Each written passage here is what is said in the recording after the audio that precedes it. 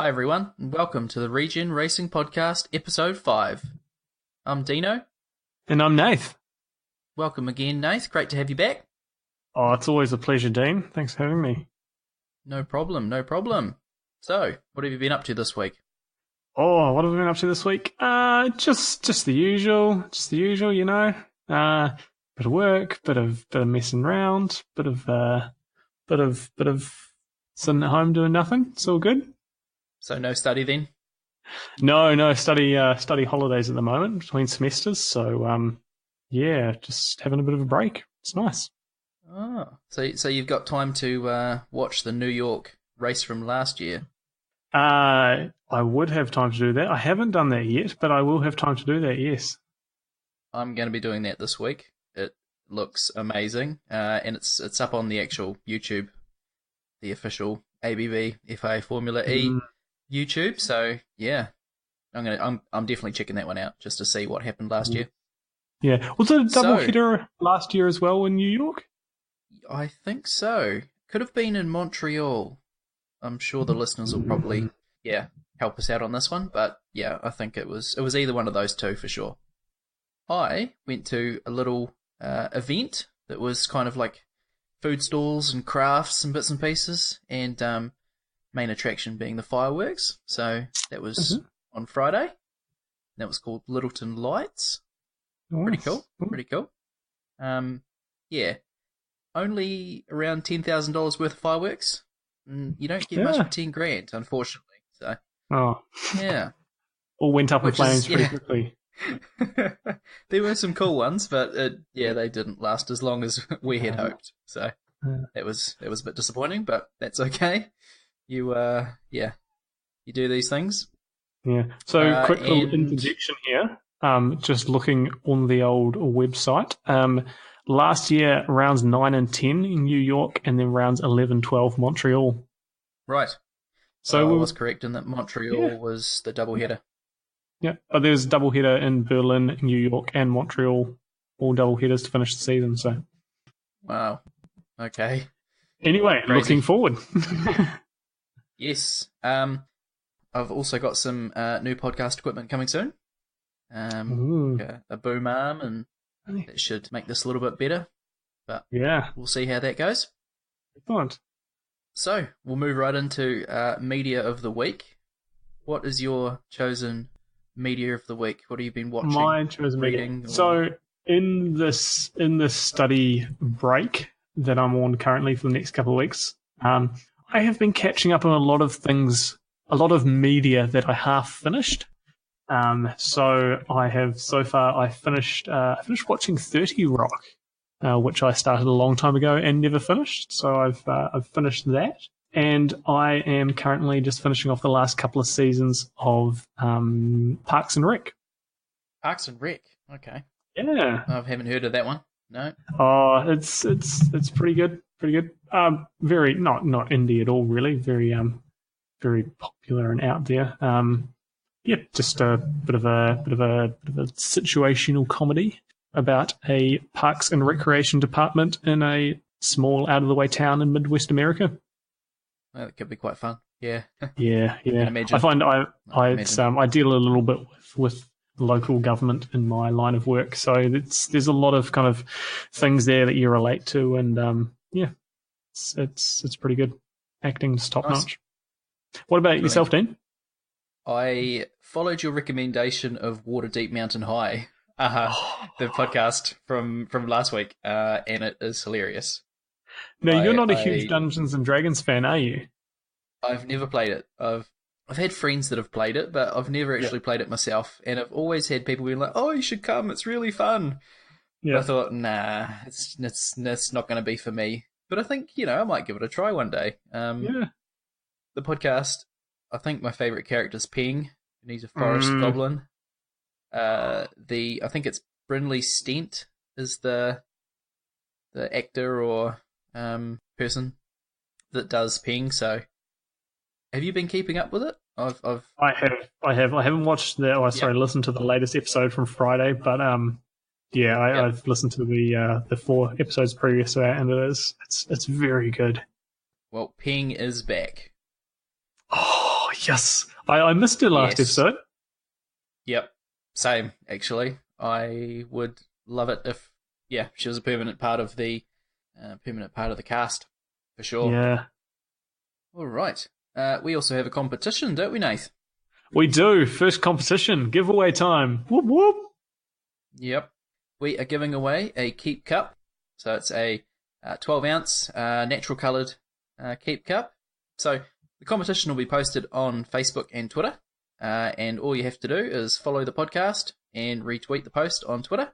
Or if you prefer Facebook, you just got to follow and share and let us know what you think would be a great segment or idea for the show. Mm-hmm. Putting it out there, people, I'm sure, have a lot better ideas than we do. So we look forward to hearing your ideas and thoughts. You can help us out. Yeah. And so the winner and their idea or response will be announced on the show in August. Looking forward to seeing what you come up with. Wonderful. If you don't know what Keep Cups are, check them out on the web. They've got essentially just a reusable, eco-friendly cup, but they come in all sorts of different varieties and colorways, and they do some pretty cool stuff.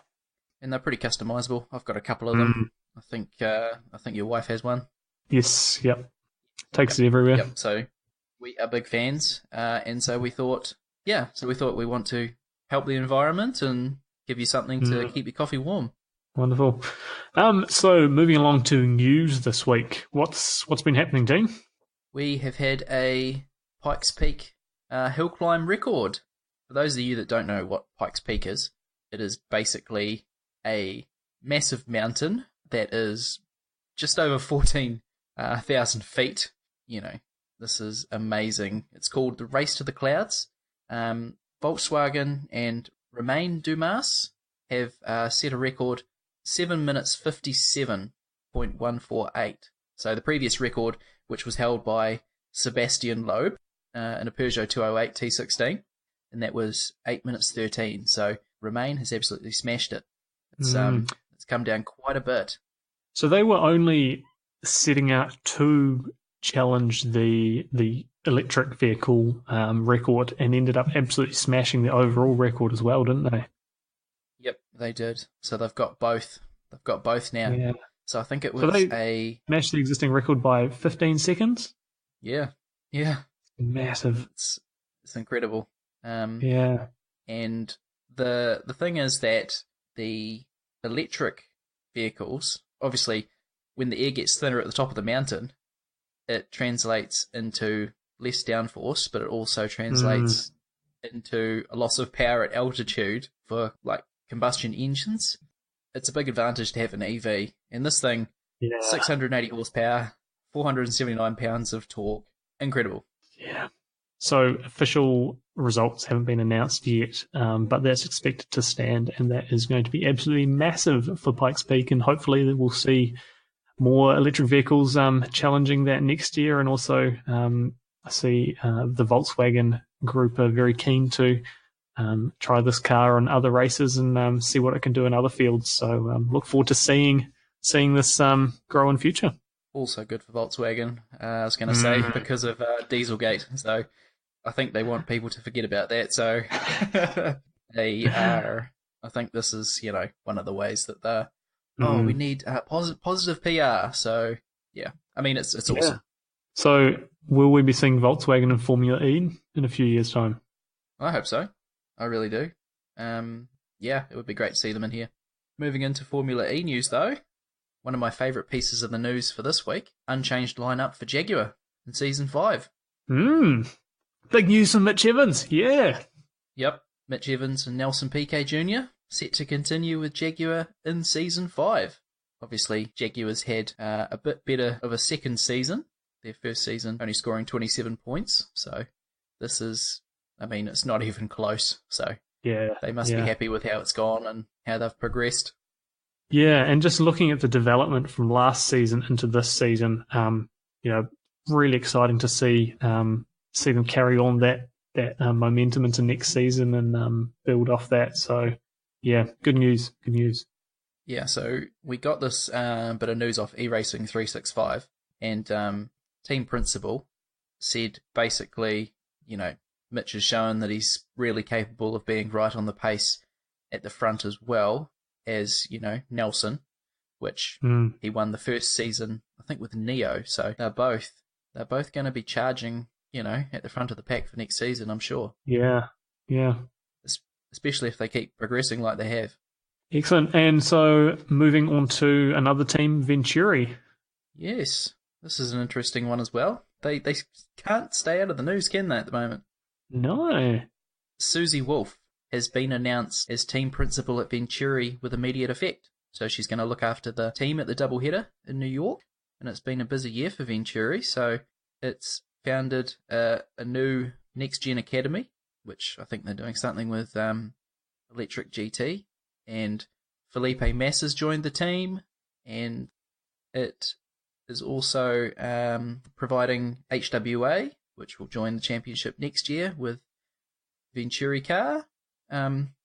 But they've appointed former racing driver Susie Wolf as team principal, and she's also a shareholder. Do you know who she is, Nath? I didn't until we started talking about this, and I looked up her Wikipedia page on my phone. Right. So that's probably a good thing to do. Yeah. Former British racing driver. Her parents owned a motorcycle dealership in Oban, and father raced bikes. So coming from a very motorsport heavy background. So she started off in karting like most great drivers, moved into Formula 3, signed with Williams Formula 1 in 2012, and worked as a development driver. And so, really, really heavily involved in motorsport, particularly it seems like on the back end as well as in the driver's seat. So I'm sure she's got a lot of good experience and drive that she will bring to the team. Do you know who her husband is? Yeah. Are you looking at this page at the same time as I? Because I just scrolled down to that. He's the executive director of Mercedes Formula 1 team. Correct. So Toto Wolff, yes. Yep, I see him on the TV all the time banging his fist on the table. So, yeah. He's very passionate man. And obviously with that background, motorsport, very much a talking point at dinner, I assume. Yeah, it's so strengthening the ties between Formula E and Formula 1 through marriage now. So yeah. Yes. Also, probably HWA is going to be Mercedes in season 6. So this is also tying it together as well quite nicely. Right. Yeah. So possible races coming up for St. Petersburg or Adelaide, Australia. Yep. So this one, the news came from Autosport that delegates from both places have been talking to Formula E. Nath. So will we be looking at this for next season, Dean, or for the 2020 season? There could be one of these for next season. I think there was one spot that was TBA, or TBC rather. So I'm hoping Adelaide, because it's close to us, but yeah. Also, yeah, I mean, there's the thing. St. Petersburg would be awesome, or Sochi, but we'll see. I think it would be awesome if Adelaide, because I think they have a street circuit for the V8 supercars. Right. And yeah, as you mentioned, Adelaide is just a hop, skip and a jump for us, isn't it? Well, it's about, I think it's like 3.5, 4 hours or something on a plane, but it's a bit closer than Russia. Yeah. And they're a bit busy at the moment, so yeah. You probably been watching a little bit of the World Cup. It is hard to stay out of it, Dean. It has become all engrossing around the office over the last week. Yeah. So have you been getting into the office early or to watch a bit of it? No, I've been watching it at home actually with the time difference where we are in New Zealand, and then it's just perfect for a 6 o'clock start. Watch a game, have breakfast, and scoot off to work and arrive on time. So it's been brilliant in that regard. But yeah, it's the most exciting World Cup I can remember. Yeah, I've got to agree. We also had news yesterday that the lottery element, that is the qualifying groups, have been changed slightly. So The qualifying procedure for Season 4 was that they are randomly chosen. So Season 5 instead will be the best placed drivers in the first 6-minute group session. So if you are leading the championship, you will be in the first group through to the 6th group. So a little bit different. Presently, the groups are a bit easier if you're further to the back. So you really want to be in Group 5. Obviously, that's not going to be the case, but there is a significant chance that if you get through to Super Pole, the tyres will be cooler, and so you'll have an advantage to, possibly get pole from there. Mara Engel says that he believes the move will create more exciting races for the 5th season, and I'm looking forward to this, and I know that it's probably a very welcome change. The title fight. I went to Reddit to get a couple of other views, because we, put our thoughts out there last episode. Yep. Would you like to read those out? So, Neovolt on Reddit, his view, Vern will win the Drivers' Championship unless something unexpected happens. Probably another very strong showing from both Audis. Sam Bird definitely has the opportunity to shake things up, but it would take an outstanding performance to beat Vern in the championship. Will. Yeah. So, also Confused Shelf, like you use the name there.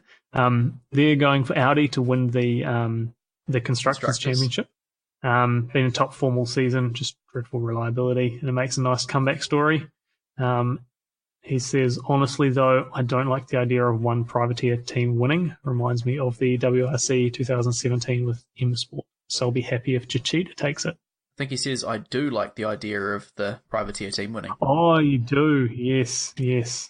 Yeah, I completely read that wrong. That changes his view on that quite dramatically. It does. And as for the Drivers' Championship, you'd have to say Vern has been stronger than Bird in the last few races. His view is Bird got lucky in Zurich, which is hard to disagree with. So I expect him to win. However, the memories of Buemi at Montreal are lingering in the back of my mind. That's last year. I think Buemi got, from what I remember, he got penalties galore. And I think it was 24 points, or similar to what it is now. And it was basically Degrassi that stormed home. Yeah, in Montreal last year. So there's a big weekend coming up with the races in New York, and what are you looking forward to most, Dean? I'm looking forward to seeing. Well, that I think Bird's going to win the championship. I think. I do think though, like we talked about, Techeetah will hold on, but I mean Audi has been coming on strong, and as Confused Shelf says, it would make a nice comeback story, but I do think Techeetah will hold it.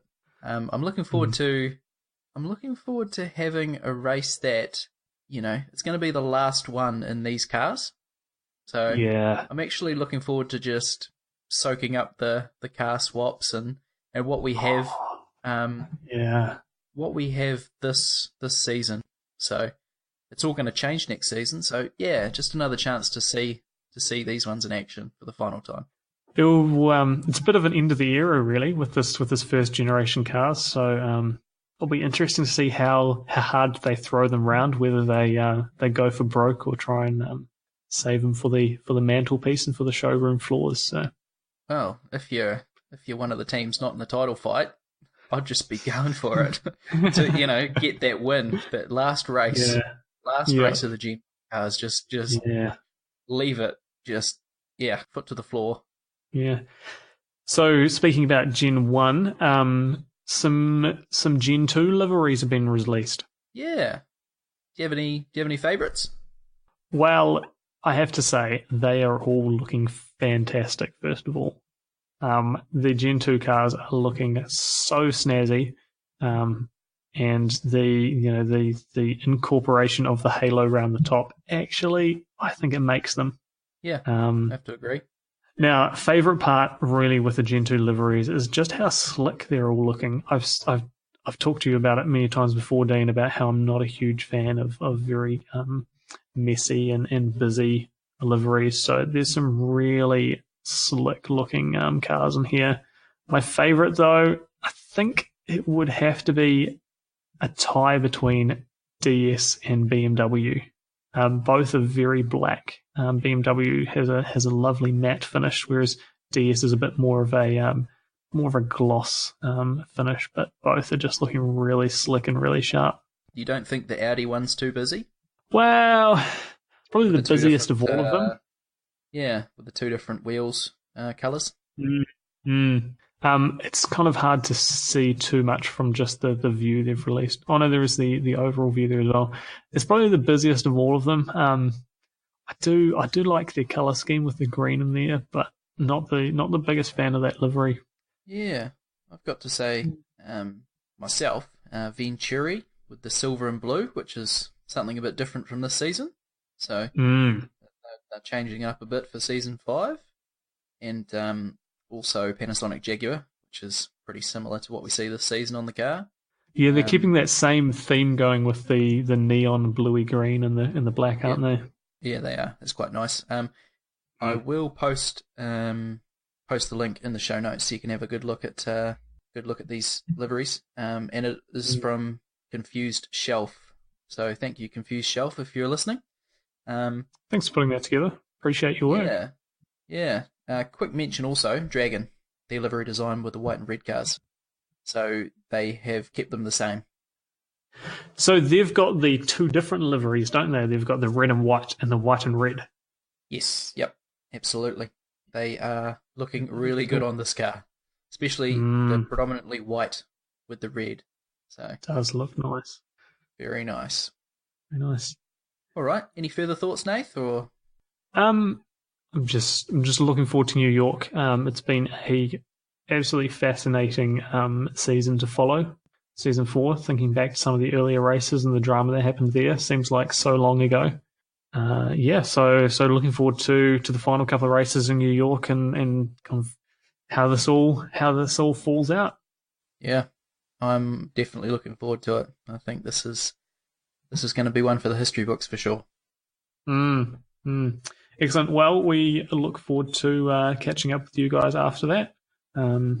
Thanks for listening. If you'd like to email us, we're at hello@Regen Racing Podcast. You can catch us on Twitter @Regen Racing, Facebook at Regen Racing Podcast. Please subscribe on Apple Podcasts, Google Podcasts, or the podcatcher of your choice. Next episode, we'll have the conclusion of the 2018 Formula E Championship, and we can't wait to review all the action. So we'll catch you then. All right, we'll see you later. Thanks, everyone.